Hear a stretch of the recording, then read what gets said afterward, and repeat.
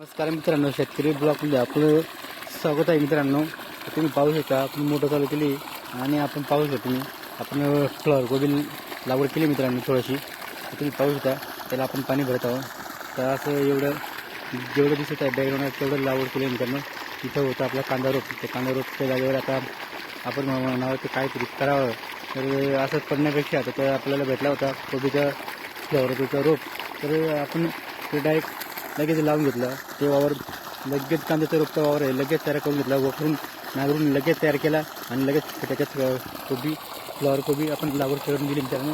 इथून पाहू शकता अशा पद्धतीने आपण फ्लॉवर कोबी लागवड केलेली आहे आणि त्याला आपण पाणी भरत आहोत. तुम्ही पाहू शकता सकाळ सकाळी त्याला आपण फ्लॉवर कोबीला एक दिवसा आडा पाणी द्यावं लागतो. म्हणून आपण रोज एक दिवसा आडा त्याला पाणी देत असतो मित्रांनो. पाहू शकतो तुम्ही अशा पद्धतीने फ्लॉवर कोबी लागवड झालेली आहे. आता जवळजवळ आपण लागवड करून त्याला 5-6 दिवस झाले मित्रांनो. त्याला आपण पाणी हा तिसरा पाणी देत आहोत जेणेकरून त्याला लवकर झाड म्हणजे असं जगलं पाहिजे असं या हिशोबाने आपण त्याला पाणी देतो.